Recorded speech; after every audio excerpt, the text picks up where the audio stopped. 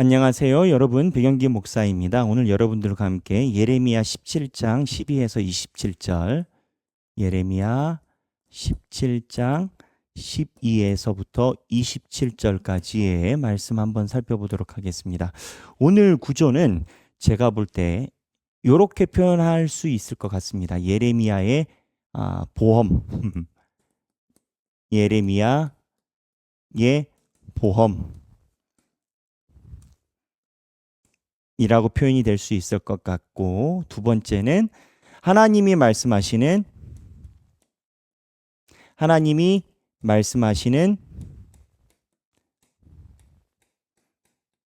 성도의 보험, 이렇게 표현이 될 것 같습니다. 갑자기 무슨 보험이 나오느냐 그렇게 생각하시겠죠. 네, 그러면 오늘 성경에 있는 내용을 보면서 살펴보도록 하겠습니다. 첫 번째, 이스라엘 백성들의 태도에 대해서 예레미야가 표현을 합니다. 그리고 예레미야가 회개 기도를 하죠. 본인을 포함해서 민족을 향한 회개 기도를 하는데 17장 13절에 아주 유명한 표현입니다. 생수의 근원이신 여호와를 버림이니이다. 이스라엘 백성들이 생수의 근원되는 여호와를 버렸다라는 거죠. 17장 13절에 그래서 생수의 근원되는 여호와를 버리고 재앙을 받게 됐다라는 거예요. 그런데 마지막에 18절에 멸망으로 그들을 멸하소서라는 표현이 18절 마지막 절에 나옵니다. 생수의 근원 되신 여호와를 버려서 결과적으로 멸망을 받게 된다. 이 구조를 예레미야가 이야기를 하고 있죠. 예레미야가. 그런데 중간에 어떠한 부분이 있냐면 이 멸망을 받을 때 예레미야가 자기도 하나님 앞에서 괜찮을까라는 생각을 가지고 하나님께 자기의 행실에 대해서 이야기를 합니다. 뭐냐면 두 가지를 이야기를 합니다. 17절인데 자 보세요. 17절 주는 내게 두려움이 되지 마옵소서. 재앙의 날에 주는 나의 피난처시니이다.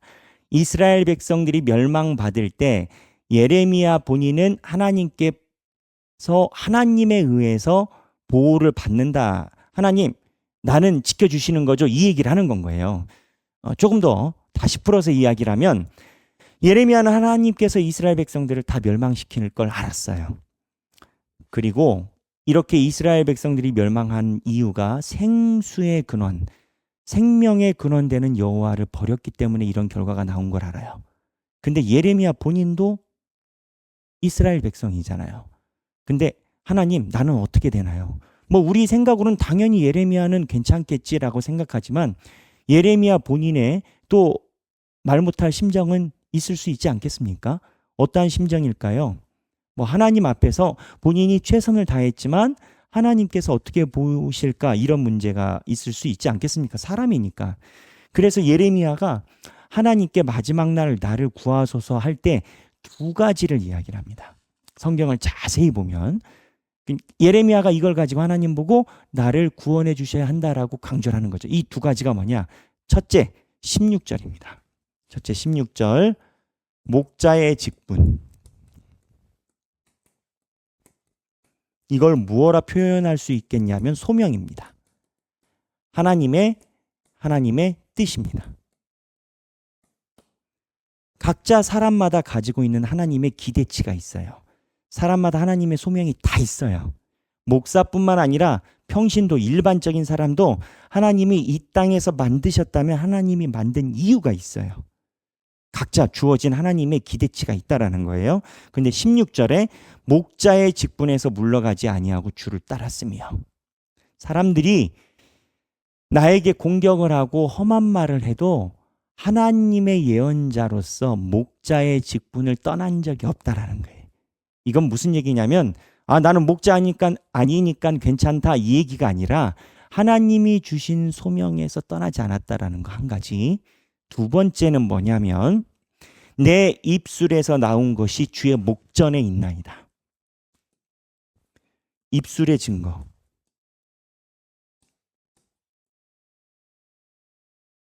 무엇을 이야기를 할까요? 입술에 나온 것이 주의 목전에 있다. 예레미야는요, 뒤에 가보면 갈수록 하나님께 막 원망을 하고, 하나님께서 나를 왜 태어나게 하셨을까? 주는 말라 속이는 나의 시냇나무 같으니다라고 하나님께 하소연을 했어요. 근데 여러분 그걸 알아야 돼요. 예레미야는 자기가 서운하고 힘든 거를 하나님께만 하소연했지 사람들에게 말하지 않았어요. 사람들에게 하소연을 하지 않는 이유는 이 경계가 미묘해요. 내 삶에 대한 하소연하고 불평의 경계가 종이장 한 장 차이입니다. 무슨 얘기냐? 예레미야가 입술의 증거, 내가 하나님 앞에서 입술의 증거를 가졌다라는 그 뜻의 의도는 하나님, 내가 사람들 앞에서 허투루 내 입술을 함부로 벌리지 않았습니다. 하나님을 모욕하거나 하나님께서 이끄심에 대해서 반항을 하거나 다른 생각을 가진 것처럼 다른 사람들에게 이야기한 적이 없습니다. 요약하면 예레미야가 하나님의 심판 때 하나님 나를 용서해 주세요, 나를 구해 주세요 하셨던 두 가지 근거가 소명, 목자의 소명과 그 다음에 입술의 증거, 이 두 개가 예레미야가 하나님으로 하여금 주여 심판날에 나를 건지소서 한 하나님께 드리는 증거였다는 거예요. 우리도 이거를 생각해 볼 수가 있겠죠? 여러분도 각자 가지고 있는 하나님의 소명이 있어요.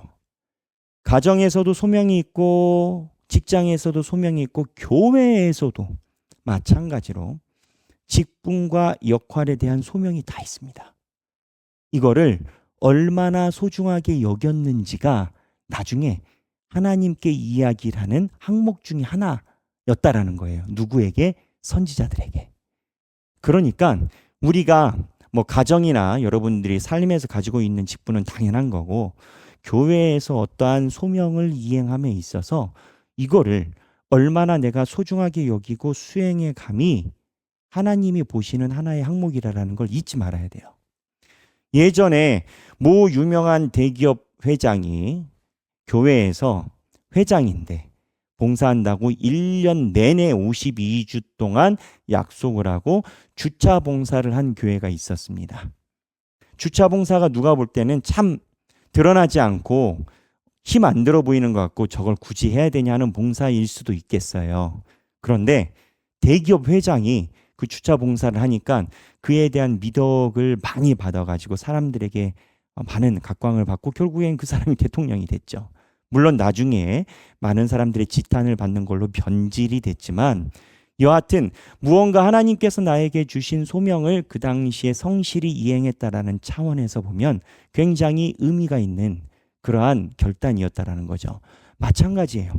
우리도 하나님이 주신 소명이 있고 우리들에게 또한 물어보시는 야 그러면 네가 소명을 받았어. 네가 이 소명을 가지고 행사를 하면서 나한테 와서 이야기를 하는 건 괜찮아. 기도로 나한테 서운하다라고 하는 건 괜찮아. 그런데 사람들에게 입을 함부로 벌렸냐. 그때 예레미야는 저는 입술의 증거가 주 앞에 있나이다. 하나님 앞에 불평 안 했다라는 게 아니에요. 다시 내 입술에서 나온 것이 16절입니다. 주의 목전에 있나이다. 목전이 어딥니까? 바로 앞에 있다라는 거예요.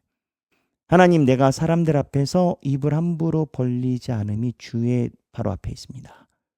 라고 이 두 가지를 가지고 예레미야는 하나님께 멸망의 날에 나를 기억하소서 이렇게 기도를 했다는 거예요. 그러면 여기 두 가지를 이야기를 하고 하나님이 이스라엘 백성들에게 말씀하시는 중요한 멸망의 날에 구원받을 성도의 보험 하나를 딱 지적을 하세요. 이제 보험이란 표현은 제 표현입니다. 성경 아무리 봐도 안 나와요. 안 나오고 제가 여러분들에게 쉽게 이해를 시켜드리기 위해서 하는 건데 이게 뭐냐? 안식일이에요. 안식일이 지금은 주일이죠. 주일 성수인 겁니다. 하나님이 이거를 이야기를 할 때 이스라엘 백성들에게 하나님이 이러한 행동적 차원에서 하나님 눈에 굉장히 거슬리는 제1 원리를 이야기를 하셔요. 그게 뭐냐면 안식일이에요. 제대로 안 지켰다는 거예요. 그럼 어떻게 안 지켰을까? 이스라엘 백성들은 안식일을 지켰어요. 지켰는데 뭐가 문제였냐면 21절에 보면 여호와께서 이와 같이 말씀하시되 너희는 스스로 삼가서 안식일에 짐을 지고 예루살렘 문으로 들어오지 말며. 예루살렘 문은 성전입니다. 아니죠. 성벽입니다. 도시입니다. 그러니까 도시로 들어오지 말라라는 것은 그 당시에는 모든 장터가 다 도시 안에 있었어요. 성벽 밖에 있는 사람들이 팔을 팔려면은 또는 고구마를 팔려면 성 안으로 들어가서 거기 있는 시장에 자판을 깔고 사람들에게 물물 교환을 합니다. 안식일에는요. 모든 걸 하지 못하게 하셨어요. 왜 못하게 하셨냐? 안식일의 주인은 누구? 하나님이시다. 안식일의 의미는 뭐냐면 내가 가장 의지하는 것이 우리는 의식주에서 먹고 사는 문제일 수밖에 없어요. 사람이잖아요. 그렇잖아요. 그러니까 먹고 사는 거일 수밖에 없는데 하나님이 그거를 중재하라는 거예요. 왜? 그것보다 더 중요한 게 나를 바라보는 것이다라고 한 주에 한 번을 중지시키신 건 거예요. 근데 이게 한 주에 한 번인데 하나님을 의지하는 자는 스탑이 되는데 하나님을 의지하지 않는 자는 이게 스탑이 안 됩니다. 이거를 하나님께서 이야기를 하신 이유가 있어요. 안식일에 대한 것은 광야에서 하나님께서 이야기를 하셨거든요. 근데 가나안 땅에 들어와서 이 안식일이 더 중요해진 이유가 있어요. 뭐냐면 농사 때문에 그렇습니다. 광야에 있을 때는 유목이잖아요. 그러니까 하루 조금 나간다고 해서 풀과 동물이 먹어야 되는 것의 변이도가 크지 않아요. 하루 어제 빨갛던 과일이 하루 늦게 간다고 막 갑자기 파래지고 파랬던 과일 빨개지고 막 그러기는 힘들잖아요. 광야에선 괜찮아요. 근데 가나안 땅에 들어와서 업종이 바뀌었어요. 유목이 아니라 농사로 바뀌었어요. 농사는 어떻게 되죠, 여러분? 농사는 중요한 골든타임이 있습니다. 물을 넣어줘야 할 때 넣어주지 않으면 풀이 말라버리고요.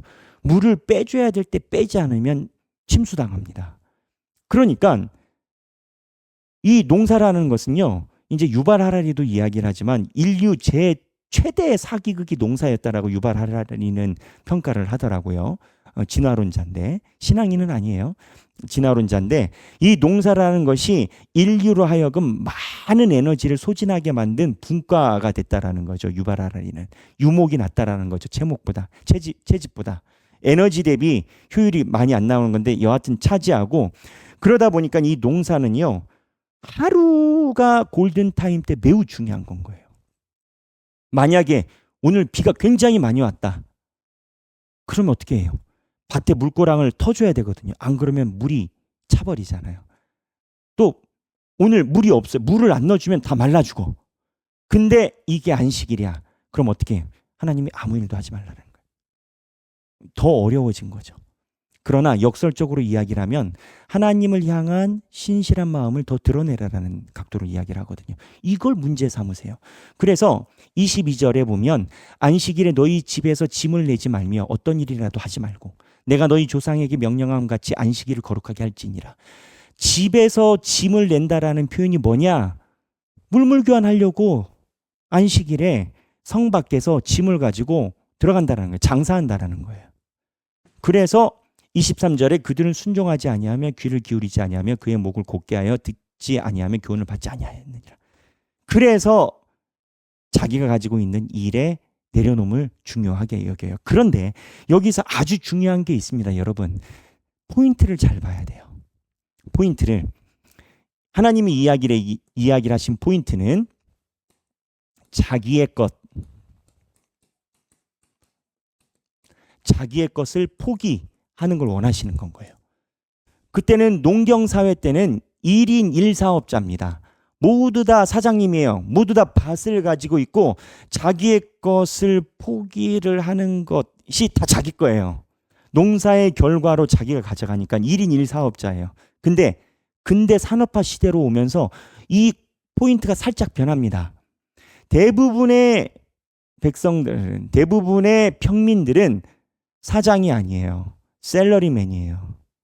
자기 사업을 가지고 있는 사람들은 자영업자이고 50%를 넘어가는 숫자가 대부분 봉급쟁입니다.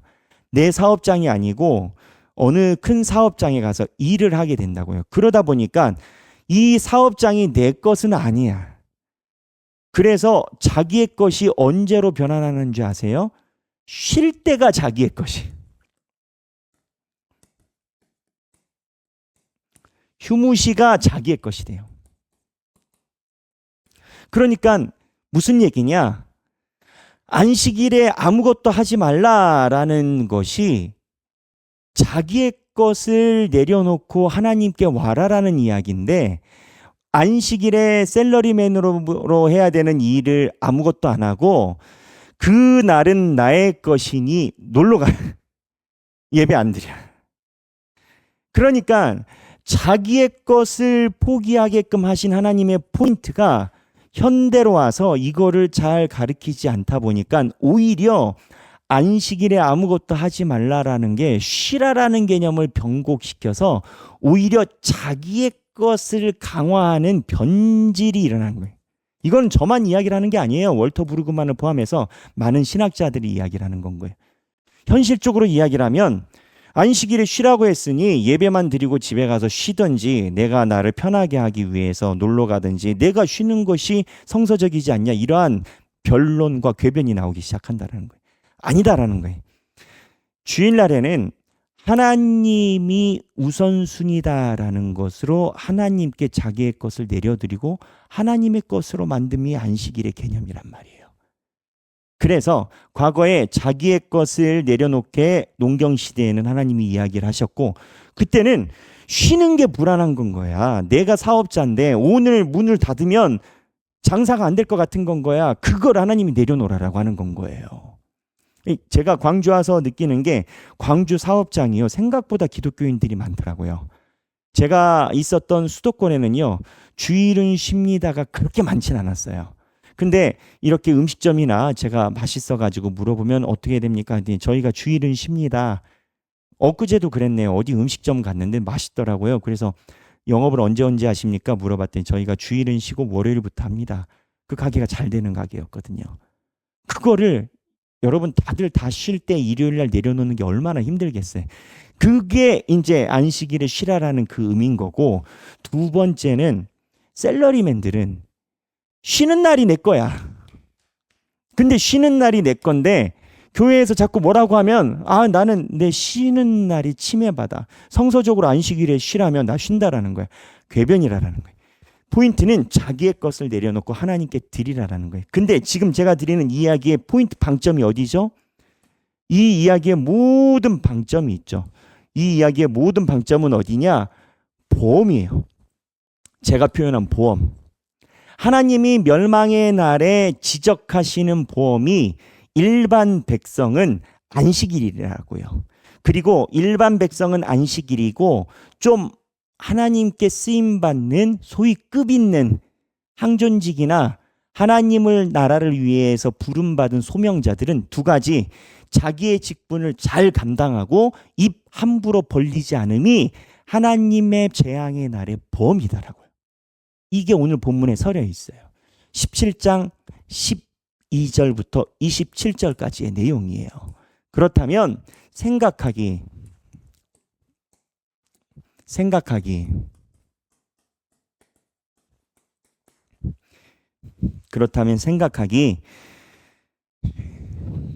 나는 재앙의 날에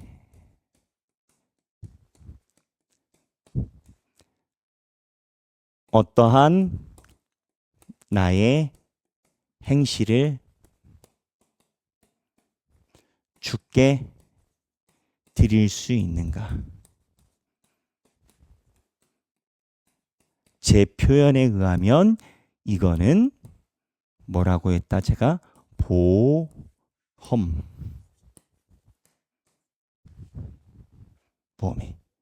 오늘 이 생각하기를 한번 목장에서 나눠보시면 좋겠습니다. 예레미야 17장 12절에서부터 27절 내용입니다. 여러분 성경 읽으시고 행복한 성경 읽기 되시기를 바랍니다. 감사합니다.